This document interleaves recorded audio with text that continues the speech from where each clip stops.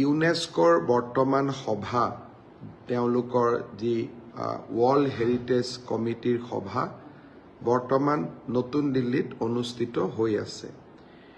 এই ৱৰ্ল্ড হেৰিটেজৰ যিখন সভা তাত এইবাৰ ভাৰতে অধ্যক্ষতা কৰিছে। আমাৰ সাংস্কৃতিক মন্ত্ৰী গজেন সিং শেখাৱতৰ অধ্যক্ষতাত এইবাৰ ৱৰ্ল্ড হেৰিটেজৰ যিখন বৈঠক বিশ্ব সাংস্কৃতিক ক্ষেত্ৰৰ যিখন বৈঠক ই নতুন দিল্লীত অনুষ্ঠিত হৈছে।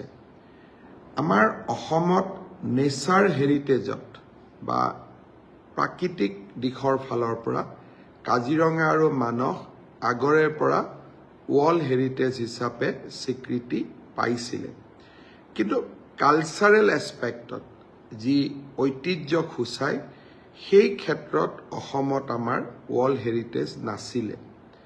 চৰাইদেউ মৈদাম ক্ষেত্ৰক ৱৰ্ল্ড হেৰিটেজ কৰাৰ বাবে মানুহৰ দাবী আছিলে।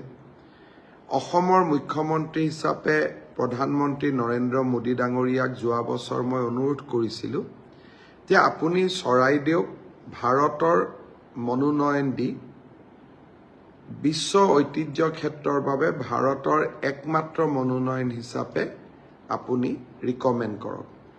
প্ৰধানমন্ত্ৰী মোদী ডাঙৰীয়াৰ সন্মুখত দুটা প্ৰস্তাৱ আছিল। এটা প্ৰস্তাৱ উত্তৰ প্ৰদেশৰ সৈতে জড়িত আছিল। তথাপিতো প্ৰধানমন্ত্ৰী মোদী ডাঙৰীয়াই বিশাল হৃদয় দেখুৱাই, মই এইকাৰণে কৈছোঁ মোদী ডাঙৰীয়া উত্তৰ প্ৰদেশৰ MP, কিন্তু তেখেতে আমাৰ কাৰণে বিশাল হৃদয় দেখুৱাই চৰাইদেউ মৈদামক ৱৰ্ল্ড হেৰিটেজৰ বাবে ৰিকমেণ্ড কৰিছিলে।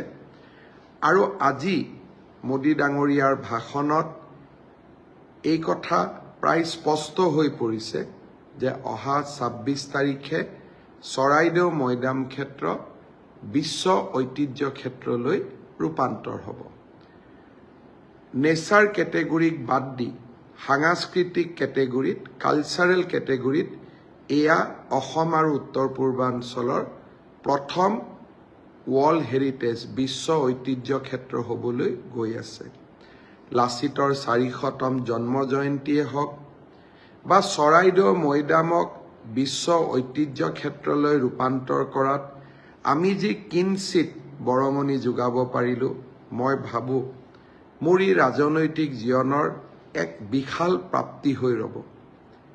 ৰাজনীতি এৰাৰ পিছতো যিকেইটা কথা লৈ যে মুখ্যমন্ত্ৰী হৈ থকাৰ সময়ত কোনখিনি ভাল কাম, কোনখিনি অসমৰ কাৰণে সেৱা আগবঢ়াব পাৰিলোঁ, তাক যেতিয়া চিন্তা কৰিম, লাচিতৰ 400তম জন্ম জয়ন্তী, চৰাইদেউক বিশ্ব ঐতিহ্য ক্ষেত্ৰলৈ ৰূপান্তৰ আদি ঘটনাবিলাকে মোৰ মানস পটত সদায় ইতিবাচকভাৱে ক্ৰিয়া কৰি থাকিব। অৱশ্যে ৰাইজক সেৱা কৰিবলগীয়া আৰু বহুত আছে, দীঘলীয়া তালিকা আছে, এটা এটাকৈ কামবোৰ কৰি গৈ থাকিব।